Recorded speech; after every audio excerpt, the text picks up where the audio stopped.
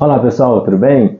Vamos comentar um pouco aqui neste vídeo sobre os lucros, como que isso é apurado, em que momento isso é declarado na REINF, na DIRF, nas obrigações contábeis assim de modo geral. Então a intenção deste vídeo aqui é trazer de um modo um pouco mais prático e não muito técnico, mas sem se afastar dos conceitos legais, tá? Toda a fundamentação deste vídeo estará na legenda para vocês consultarem posteriormente. Então nós vamos tentar esclarecer aqui para facilitar um pouco a apuração contábil, a apuração fiscal e talvez ali acabar com as brigas entre os dois departamentos, principalmente quando a gente fala sobre a EFD-REINF, tá bom? Então vamos lá, o que é uma apuração contábil? Pela legislação comercial, pelo Código Civil, todas as empresas, todas as pessoas jurídicas são obrigadas a ter uma escrituração contábil. Dessa obrigação só está excluído o microempreendedor individual, o MEI. Tá? Apuração fiscal. Todas as pessoas jurídicas vão ter uma determinada apuração a depender do seu regime tributário, simples, presumido, real. Observe que nessa apuração contábil, pouco importa o regime tributário. Elas vão observar, em sua grande maioria, as mesmas regras contábeis, a mesma observância legal para documentar determinada operação que aconteceu. Vão seguir as mesmas regras. Então, nós temos uma apuração contábil e uma apuração fiscal, em que as duas, em regra, não conversam uma com a outra, tá bom? Na apuração contábil, nós vamos ter o confronto de receitas e despesas, e esse resultado sendo positivo, nós temos um lucro, e o resultado negativo, nós temos um prejuízo. Já na apuração fiscal, nós podemos ter lucro ou prejuízo, a depender do regime tributário, para fazermos a nossa apuração do tributo que deve ser pago, tá? Então nós podemos ter, aqui numa diferença muito clara, nós podemos ter lucro na área contábil e prejuízo na área fiscal, ou vice-versa, nós podemos ter prejuízo no contábil e lucro no fiscal, porque nós temos regras de apurações diferentes, principalmente quando nós falamos em uma empresa que é optante pelo lucro real, onde nós temos que fazer as adições e exclusões daquelas despesas que nós lançamos no contábil, que não são dedutíveis aqui no lucro real. Então vamos fazer aqui uma relação agora com a legislação tributária em como isso é tratado para fins do fisco. O fisco ele estabelece o seguinte: as empresas do Simples, incluindo o MEI, e o lucro presumido, elas têm a opção de fazer uma apuração fiscal para descobrir o lucro que será permitido ser declarado como isento na figura da pessoa física do sócio. Já o lucro real já não tem essa opção. Então, quando nós falarmos de lucro real, nós só podemos ter um lucro após ter sido realizada a apuração contábil, tá? Então vamos pegar aqui essa regra da legislação tributária. O Simples Nacional, presumido, eles podem fazer um livro caixa. Esse livro caixa, como que ele é apurado? É conforme o faturamento da empresa, conforme o percentual de presunção para aquela atividade, 8, 12, 16, 32, 38,4. Cada atividade tem um percentual de presunção específico. Observando, por exemplo, para o comércio, uma indústria, transporte de cargas, atividades hospitalares, a presunção do imposto de renda é de 8%. Para as atividades de prestação de serviço em geral, profissões regulamentadas, 32%. Então nós temos esses percentuais que são aplicáveis. Então nós pegamos, nessa apuração fiscal para fins da legislação tributária, o que o fisco diz? Olha, pega o seu faturamento, aplica essa presunção, diminui os impostos devidos, esse valor que você encontrar é o máximo, é o limite que você pode considerar como lucro da pessoa física do sócio. Então imagine o seguinte: uma empresa que seja Simples Nacional, ou presumido, que tem um faturamento em determinado período de apuração, vamos colocar aqui em determinado mês, tem um faturamento de R$100 mil, e ela seja comércio. Então eu vou pegar 100 mil e multiplicar por 8%.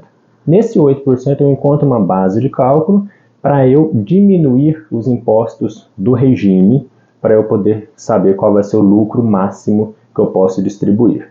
Então no Simples Nacional, o que eu diminuo daqueles 8 mil? Apenas o valor do IRPJ devido dentro da guia unificada do Simples Nacional. Já no lucro presumido, eu vou pegar dos 8 mil e vou diminuir os 4 federais, IR, PIS, COFINS e contribuição social. O resultado dessa conta é o máximo que eu posso fazer distribuição de lucro para o sócio declarar como rendimento isento já que a minha pessoa jurídica ela não quis fazer a apuração contábil. Mas você fala assim, Marcos, mas a minha empresa tem contabilidade, ela tem uma escrituração contábil regular, o que eu faço com isso? Então, o que você encontrar lá na primeira apuração, confronto receitas e despesas, aquele lucro você pode considerar como isento. Então, o que a Receita Federal cria, melhor dizendo, que a legislação tributária cria, porque a Receita não legisla, nós temos uma regra como se fosse para facilitar o operacional daqueles clientes, daquelas empresas que não têm controle contábil, que misturam as contas, né? Aquelas empresas ali que às vezes não tem separação do que é físico, o que é jurídica, paga aquele monte de despesas que a gente sabe que não tem nada a ver com a atividade da empresa, que não deveria acontecer, mas numa realidade das pequenas empresas isso infelizmente acontece. Então o que a legislação tributária criou? Olha, não me interessa se você vai cumprir a legislação civil, fazer contabilidade, manter tudo certinho. Para mim, basta um livro caixa. Que o livro caixa, né, a gente tem que deixar isso bem claro, movimentação bancária e caixa completa, tá? Então, às vezes, pode ser até mais trabalhoso do que fazer contabilidade. Enfim, então, a legislação tributária fala, olha, se você não consegue ter uma escrituração contábil regular, faz aqui um cálculo do livro caixa. Esse valor aqui você pode considerar como isento. Tudo bem, mas vamos imaginar aquilo que quase sempre acontece com as pequenas empresas. O sócio fez retiradas acima desse limite do livro caixa. O que eu vou fazer com esse valor? Se eu tenho uma trava do livro caixa, vamos imaginar aqui que o lucro presumido fez a diminuição de 100 mil vezes 8%, descobriu ali que o lucro dele era 6 mil. Já o Simples Nacional fez 8 mil menos IRPJ, deu 7.500. Então, o sócio no lucro presumido tirou mais do que os 6 mil.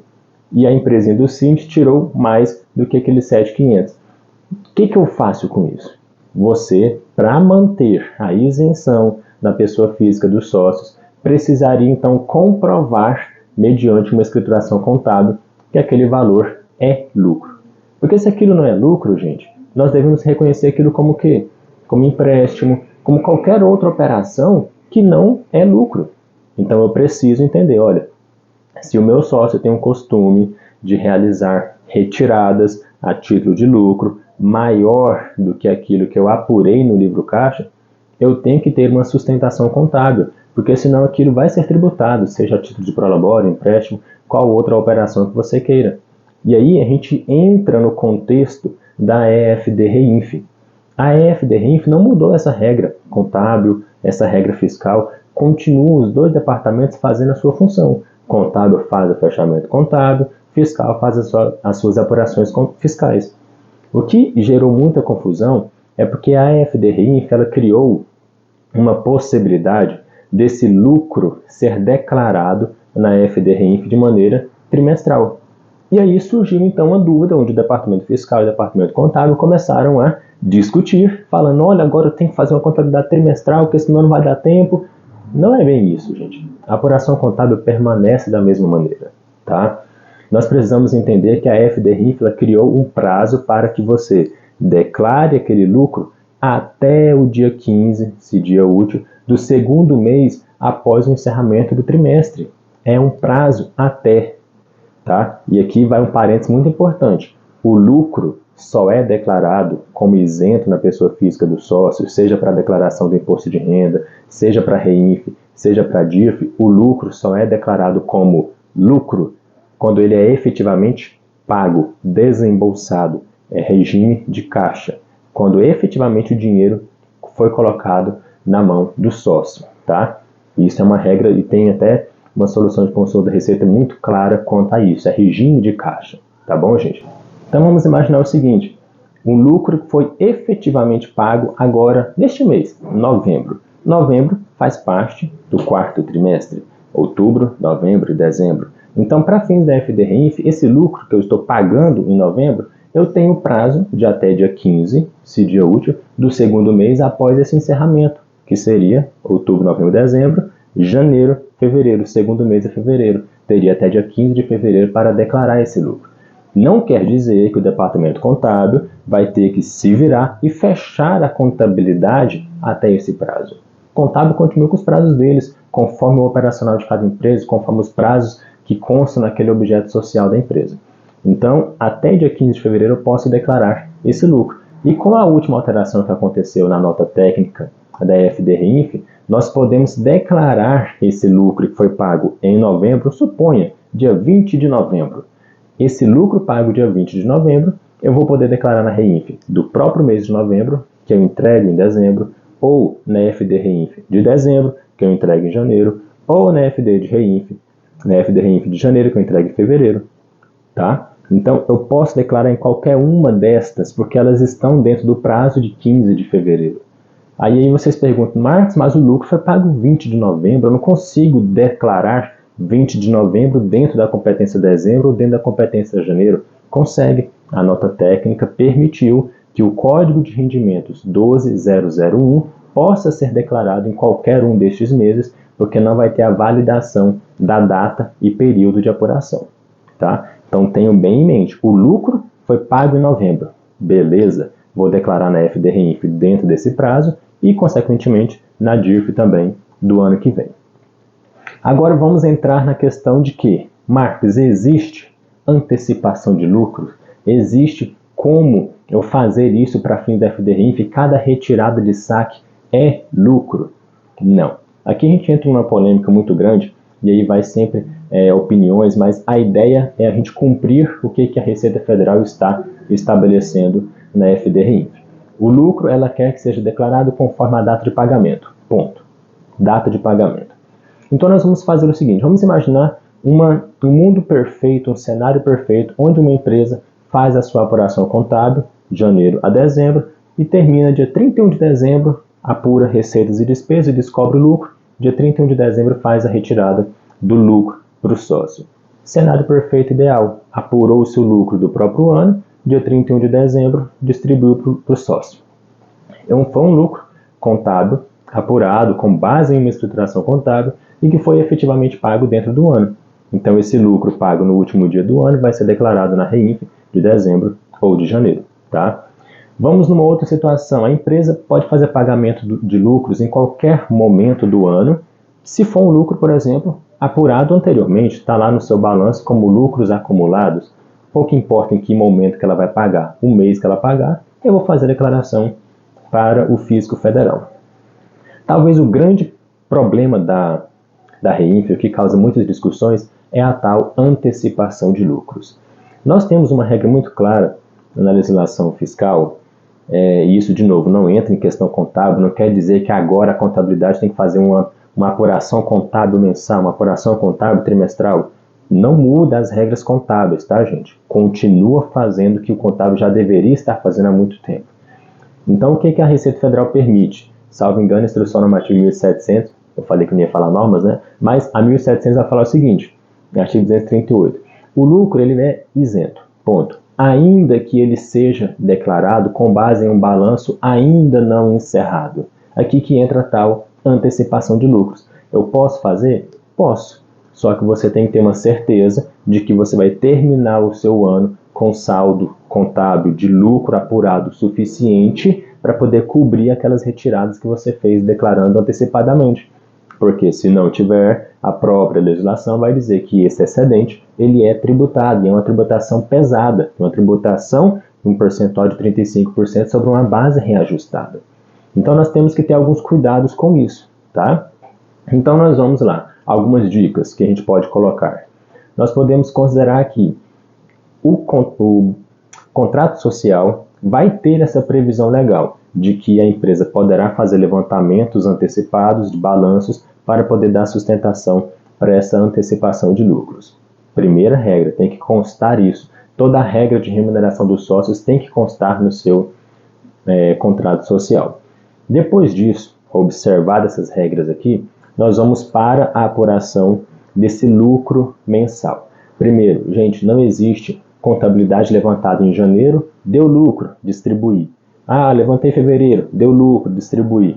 Não existe, porque a antecipação, a apuração contábil é do ano inteiro. O que eu estou fazendo são antecipações. Imagina que eu levantei janeiro e fevereiro, deu lucro, distribuí. Mas depois eu levanto janeiro, fevereiro e março, o acumulado deu prejuízo. Então aquilo que eu distribuí não é lucro. Então temos que ter cuidado com isso. A apuração contábil não muda as regras, continua sendo o período, o exercício social completo daquela empresa, tá? Então, uma operação que a gente pode colocar muito claro para o Simples Nacional e para o lucro presumido é que, olha, se eu tenho a possibilidade, a permissão de fazer uma distribuição de lucro com base no meu livro caixa, o que os empresários podem fazer? Os próprios contadores podem orientar os empresários. Olha, se você quer fazer aquele pagamento da escola dos filhos, pagamento de plano de saúde, pagamento de PVA do carro do sócio, aquelas despesas pessoais que são misturadas, se você quer fazer esses valores, faça a retirada desse valor para a sua conta física, né? Transita jurídica indo para a física, para depois você pagar como você bem quiser. Esses valores você vai fazendo essas retiradas mensais dentro desse limite de presunção. Você apresenta para ele, olha, esse mês você faturou tanto, o máximo que você pode tirar é isso. Por quê? Se você respeita esse limite, sendo Simples Nacional e presumido, você vai terminar o ano com uma certeza, olha, para fins da legislação tributária, eu posso declarar o lucro conforme o efetivo pagamento, porque foi dentro do limite da presunção.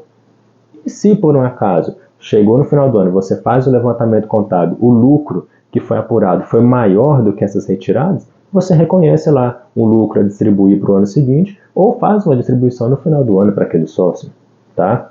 Então nós estamos cumprindo a legislação contábil que está sendo feita a apuração, estou cumprindo o que a legislação tributária me permite para fazer as retiradas mensais dentro do limite da presunção e estou cumprindo também a obrigação acessória de declarar conforme o efetivo pagamento.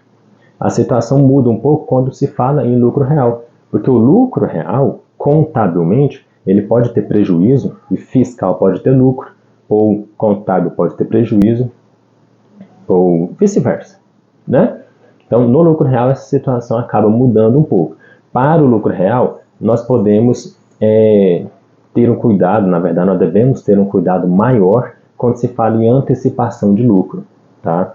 Quando a gente tem uma empresa que no lucro real realiza uma apuração conforme o fiscal, né, a apuração mensal, conforme balancetes mensais, a situação é um pouco mais confortável, porque eu já estou tendo um controle fiscal e contábil muito próximo, tá? Mas ainda assim, isso é um balancete temporário que eu vou ter que fazer encerramento no final do ano, tá?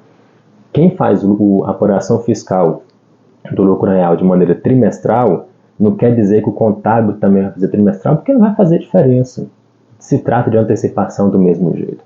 Então, no lucro real, o cuidado é grande, porque nós temos que reconhecer o lucro quando ele for de fato lucro. Se a minha empresa é lucro real, que lá no contábil tem lucros acumulados de períodos anteriores, perfeito. O contábil passa essa informação para o fiscal vai declarando na FDRI conforme o efetivo pagamento. Contábil não tem saldo de lucro apurado, não tem lucros lá, tem prejuízo na parte contábil. E o fiscal quer cada retirada declarar como lucro. Isso é um problema, porque contabilmente eu não tenho respaldo, eu não tenho como acobertar essa retirada de lucro. Então, no lucro real, gente, esse é o cuidado. Pode ser feita antecipação? Pode. Pode declarar quando faz o efetivo pagamento? Pode. Porém, tenho que ter a certeza de que isso vai ser comprovado mediante uma escrituração contábil e aquele lucro é de fato apurado. Porque se não for lucro, qual é a intenção da FDRINF, gente? Muito simples, muito simples. Olha, eu vou ter depois no ano seguinte, eu vou ter uma SCD, eu vou ter uma SF, eu vou ter uma DEFIS, eu vou perceber se essa empresa de fato teve lucro. Porque se ela declarou na REINF que declarou 20, 30, 1 milhão de lucro, deixa eu ver nas demonstrações contábeis, nas outras apurações fiscais, se ela de fato teve esse lucro. É muito simples, é uma lógica. Compara uma obrigação com outra. Ou vamos imaginar o seguinte, vamos piorar um pouquinho a situação. Nós temos uma legislação que estabelece que as pessoas jurídicas, enquanto elas tiverem débitos, elas não podem fazer distribuição de lucros. Então imagina, a empresa está devendo um monte de tributo. Aí vai lá e declara REINF, distribuição de lucro. É uma regra muito simples para a Receita Federal analisar. Então, a intenção deste vídeo é demonstrar, primeiro, que contábil e fiscal são situações diferentes, são apurações diferentes, um não vai mudar a vida do outro, um não vai mudar a rotina do outro, tá? Segunda intenção deste vídeo é demonstrar para o empresário que é necessário, extremamente necessário, que ele faça a separação do que é física e o que é jurídica. Não misture essas pessoas, essas entidades devem ser tratadas diferentemente. Outra intenção deste vídeo: empresário, você precisa estar junto com o seu contador. Não tem esse negócio de você não mostrar os extratos bancários, de você não falar que aquela despesa da física, que aquela despesa da jurídica. Tem que ter um contato muito próximo para que o contador possa declarar essa informação corretamente para a Receita.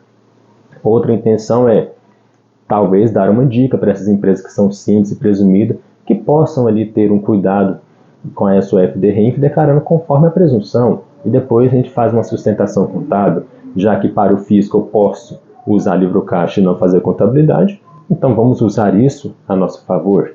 E o lucro real é ter em mente que não existe uma apuração contábil mensal, uma apuração contábil trimestral para poder bater com o fiscal.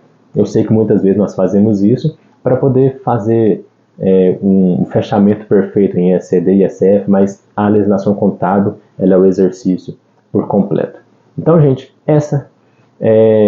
essas foram algumas dicas, alguns comentários. Eu sei que o vídeo ficou um pouco extenso, mas o assunto é muito delicado e exige alguns pontos de atenção, mas eu espero que eu tenha sido claro o suficiente para todos vocês. Até uma próxima, valeu!